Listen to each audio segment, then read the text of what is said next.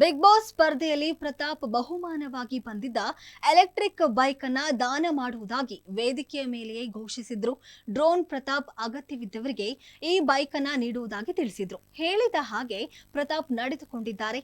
Big boss ಸ್ಪರ್ಧೆಯಲ್ಲಿ drone ಪ್ರತಾಪ್ಗೆ 10 lakh ರೂಪಾಯಿ ಹಣ ಮತ್ತು ಒಂದು ಎಲೆಕ್ಟ್ರಿಕ್ ಬೈಕ್ ಬಹುಮಾನವಾಗಿ ಬಂದಿತ್ತು. ತಮಗೆ ಬಹುಮಾನವಾಗಿ ಬಂದ ಅಷ್ಟು ಹಣವನ್ನ ದಾನ ಮಾಡುವುದಾಗಿ ಹೇಳಿಕೊಂಡಿದ್ರು. ಅದರ ಮೊದಲ ಭಾಗವಾಗಿ ಈಗ ಬೈಕ್ ಅನ್ನ ನೀಡಿದ್ದಾರೆ. ಬೆಂಗಳೂರಿನ ರಾಜು ಎನ್ನುವವರು ತಮ್ಮ ಗೆಳೆಯನ ಹೆಸರಿನಲ್ಲಿ ಬೈಕ್ ತೆಗೆದುಕೊಂಡು ತಿಂಗಳ ಕಂತು ಕಟ್ಟುತ್ತಾ ಫುಡ್ ಡೆಲಿವರಿ ಮಾಡ್ತಾ ಇದ್ರು. ಗೆಳೆಯ ಮೋಸ ಮಾಡಿದ್ದಕ್ಕೆ ಬೈಕ್ ಅನ್ನ ಬ್ಯಾಂಕ್ನವರು ಸೀಸ್ ಮಾಡಿದ್ರು.